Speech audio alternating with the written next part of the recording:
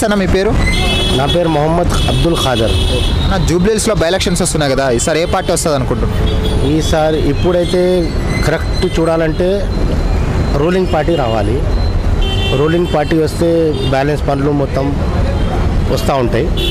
అది ruling party లేకుండా వేరే పార్టీ వచ్చినా ఏం లాభం లేదు. రూలింగ్ పార్టీ వస్తేనే బెటర్. రూలింగ్ పార్టీ అంటే కాంగ్రెస్. మరి నవీన్ యాదవ్ గారు నిల్చుంటున్నారు. ఎలా ఉంది నవీన్ యాదవ్ గారికి ఇక్కడ? నవీన్ యాదవ్ అంటే యంగ్ క్యాండిడేటే రావాలి. అది తెలియని వాళ్ళు వచ్చినా ఏం లాభం లేదు. వేరే వేరే కొత్త పార్టీలు వస్తూ ఉన్నాయి. ఆ పార్టీలతో ఏం అయ్యేది కాదు. వాళ్ళకేం తెలీదు, ఈ ఏరియా గురించి ఎవరికేం తెలీదు. అంటే బీఆర్ఎస్ వచ్చి మాగంటి గారు వచ్చారు, ఆయన చనిపోయారు, వాళ్ళ సతీమణి నిల్చున్నారు కదా, ఆమెకు సానుభూతి ఓట్లు పడి గెలిచే అవకాశం ఉందా?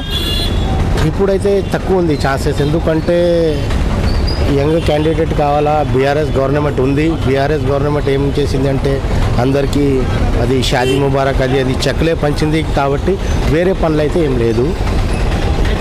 డెవలప్మెంట్ ఎలా ఉందన్న ఈ సైడ్ చూసుకుంటే? డెవలప్మెంట్ కనీసం ఒక 15 years నుంచి ఒక చిన్న వర్క్ కూడా కాలేదు ఇక్కడ. అది ఒక ఏం పని చేశారంటే బీఆర్ఎస్ ఉన్నప్పుడు అది గుడిసెలు తీసి డబుల్ బెడ్రూమ్ వాళ్ళకి ఇచ్చారు.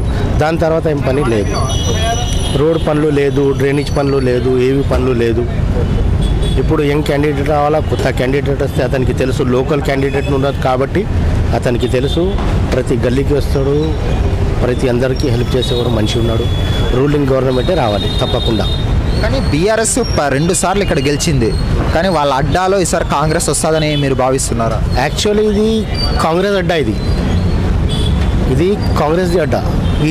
పి జనార్దన్ రెడ్డి ఉన్నప్పుడు కనీసం 4-5 times ఇక్కడ గెలిచిన వాళ్ళు. ఇది కొత్త పార్టీ టీఆర్ఎస్ పెట్టినారు కాబట్టి మంచి పనులు చేస్తున్నారు కాబట్టి టీఆర్ఎస్ గెలిచింది. టీఆర్ఎస్ గవర్నమెంట్ బెటర్ ఉంది, అది లేదని లేదు. ప్రస్తుతానికైతే రూలింగ్ గవర్నమెంట్ ఉంది. రూలింగ్ గవర్నమెంటే రావాలి. ఎందుకంటే రూలింగ్ గవర్నమెంట్ కాంగ్రెస్ ఉంది, బీఆర్ఎస్ క్యాండిడేట్ గెలిచిన తర్వాత ఏమవుతుందంటే ఎవరిదేం పని రాదు కదా, అన్నీ బ్యాలెన్స్ అయిపోతుంది పనులు అన్నీ. నవీన్ యాదవ్ గారు ఎలా ఉంటారని ఇక్కడ? లోకల్ క్యాండిడేట్ మంచిగా ఉంటారు, అందరికీ కలిసిమెలిసి ఉంటారు, అందుబాటులో ఉంటారు. ఉంటారు. ఏమన్నా పని ఉంటే మనం ఇంటికి వెళ్ళినా కూడా రాతమ్మి కూర్చో అన్న అలాగ మాట్లాడే వాళ్ళు ఉన్నారు. వాళ్ళు పుట్టింది ఇక్కడే, పెరిగింది ఇక్కడే, ఈ ఏరియానే. కంపల్సరీగా అతను గెలవాలి. లోకల్ క్యాండిడేట్ కాబట్టి గెలవాలి. సో మీరైతే ఈసారి కాంగ్రెస్ వస్తుంది అంటారు? 100% కాంగ్రెస్ రావాలి. వస్తుంది అనేది కాదు, 100% రావాలి. రూలింగ్ గవర్నమెంట్ కాబట్టి రావాలి. కొత్త క్యాండిడేట్ మన లోకల్ క్యాండిడేట్ కాబట్టి అతను కూడా గెలవాలి. చాలాసార్లు ట్రై చేశారు, సెకండ్లో వచ్చారు. ఒకసారి ఛాన్స్ కూడా ఉండేది. సరే ఏమైందో అది దేవుడికి తెలుసు. ఇప్పుడైతే కంపల్సరీ రావాలి. ఓకే, థ్యాంక్స్ అన్న. వెల్కమ్.